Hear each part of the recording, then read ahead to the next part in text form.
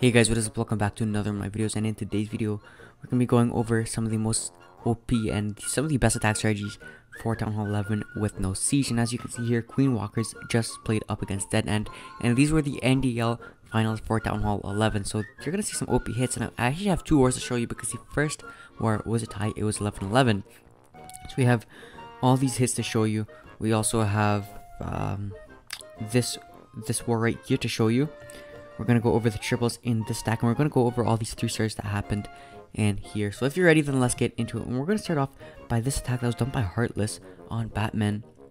So this was an attack done by Queen Walkers on Dead End, and this was a really crazy Zap Lalo that was really cool to watch. Look at what he zapped. He's going to be zapping out the Queen, which requires 5 lightning spells. Then he's also going to be zapping out the multi-inferno tower. So it's going to wait a little while. The Queen's going to go down, and then the multi-inferno tower is going to go down, and then he can send in the Sui from the top left side of the base, and kind of take a look at how this is looking. It takes down all of this pretty much, which allows a path like that for the Lalo, which is exactly what you want, obviously. And so that was really lovely when you plan like that. This is an attack strategy that requires a lot of planning, and so when you're able to plan well, then it's just awesome. Simply put, it's just amazing.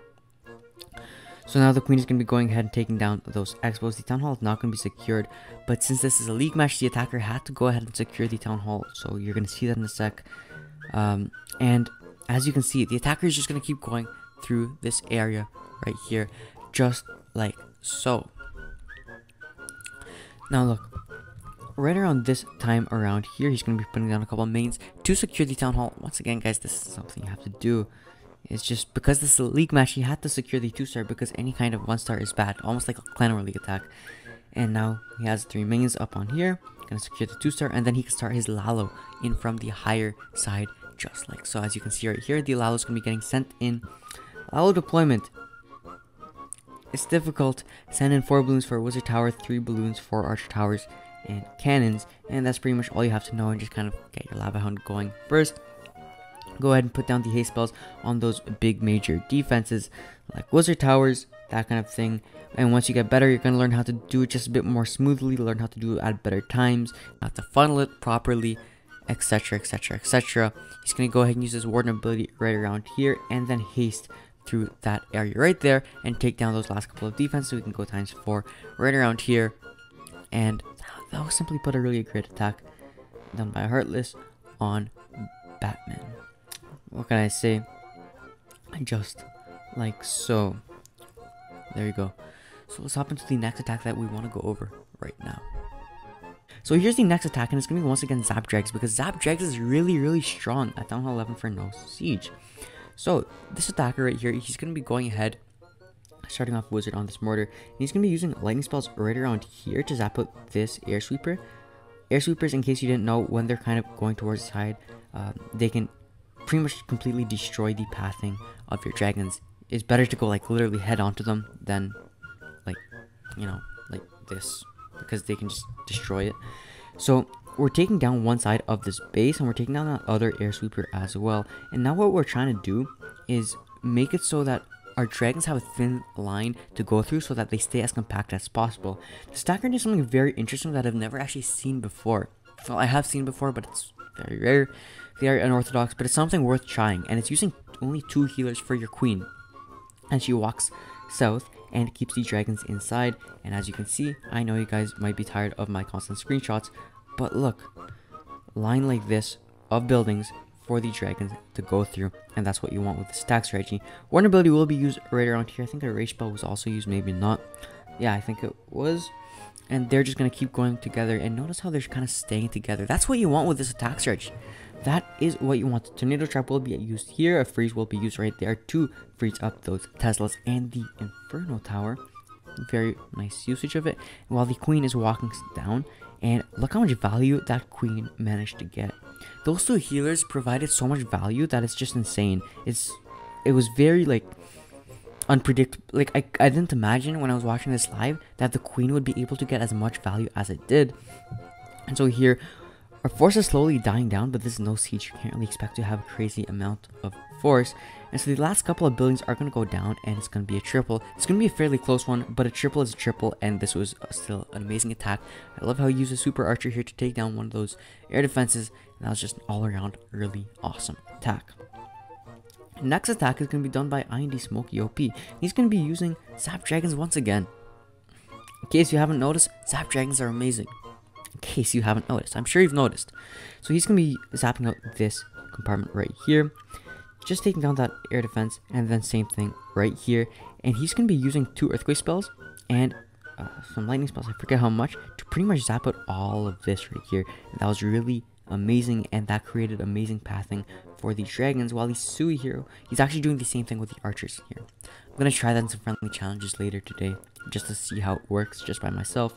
But anyways, he's going to be sending down his dragons right here. And I want you to always notice with these dragon attacks that there's like a line of buildings for them to go to. There's a path for them.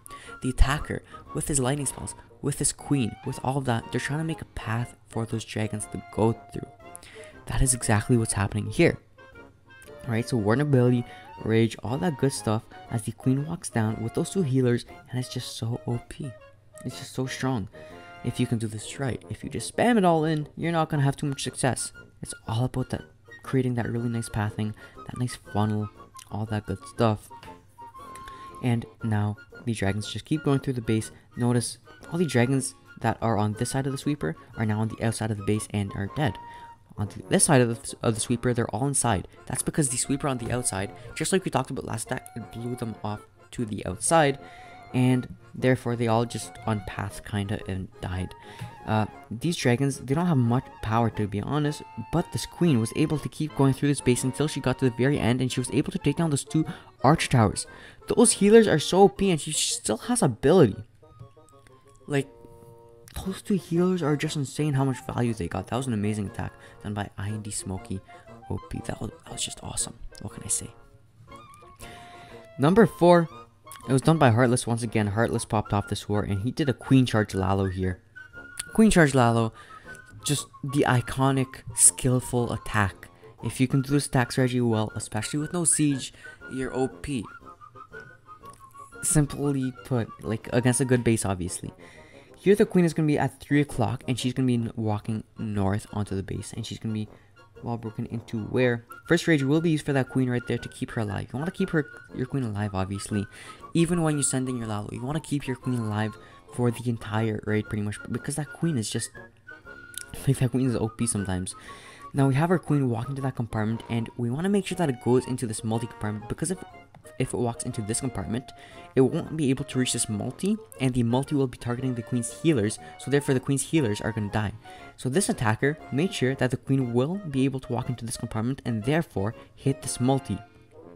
Awesome value, and the king is going to be near the 12 o'clock side to secure the 2-star, and he's doing an excellent job at that. The jump spell will be used fairly soon to allow queen access to the equal artillery and all that good stuff. Rule of thumb, you want to start your Lalo at the minute 30 mark. Any later than that, and you're risking a time fail. Even if the queen is still alive, perhaps near the end, you might want to start on the opposite side of her, because hopefully our queen can take care of her. But any later than that, honestly, and you're risking a time fail. This attacker went really right on the cusp, I don't know the word for it, and he waited quite a bit of time and then started his Lalo. So sometimes you have to do that, but minute 30 mark, that should be like the time that you send in your Lalo. That's like the standard time. If you're looking at like a textbook Lalo examples, for example, they're all going to be like sent in at the minute 30 mark. That's just kind of how it's done.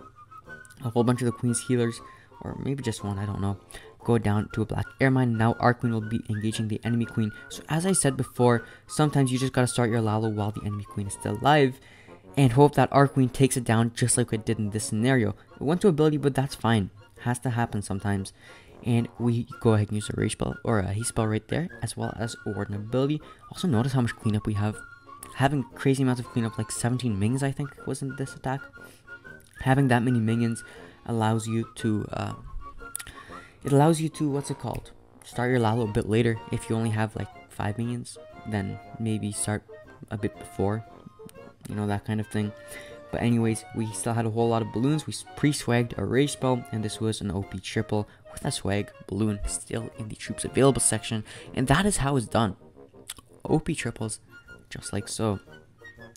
Now let's take a look at this last attack. It's gonna be done by Omar. What attack strategy is it gonna be? It's gonna be a P.E.K.K.A. bow bat. I made a whole guide on the P.E.K.K.A. Super Archer bat, which is pretty much just this attack strategy.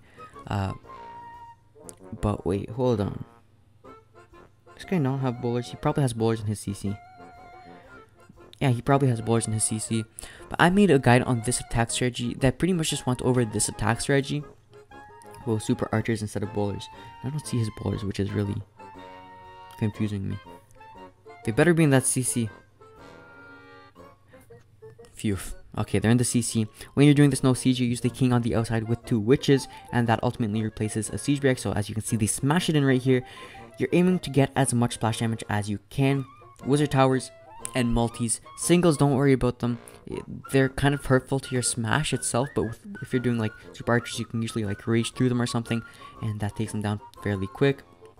And as you can see, we can just hop onto this big fat compartment right here. We're using Ice Golem to tank that Wizard Tower so that we don't have to use a free spell, and then we're going to go ahead and start off our bats just like so. Make sure that when you're sending in your bats, you have a very thin line of defenses for them to go through. And notice we don't have to use that many free spells. We still have 2 for that last Wizard Tower near the very end, and those bats are just gonna, like, bats are so OP. Like, I love bats so much. One of my favorite spells in the game, because, you know, you might use 4 lightning spells, and I mean 8 lightning spells and 2 earthquake spells to take down 2 multi-infernos during Zap Witch attack. Bat spells, you're gonna use 10 spells and you're gonna clear out like 40% of a base. If okay, I'm slightly over exaggerating. I just love them so much because sometimes they can get so much value, take down 2 Inferno Towers, the Eagle Artillery, and just so much that it's absolutely insane. And as you can see right here, it's gonna be a beautiful triple done by Omar from the Queen Walkers. And that was the last stack we're going over. Anyways, thank you so much for watching. I really do hope that you enjoyed. If you did enjoy this video, make sure to go over. Make sure to give it a thumbs up. Subscribe if you haven't already, because I upload Clash Clans content every single day at 2 PM. And comment what you want to see next. Thanks for watching, and see you guys next time. Peace out.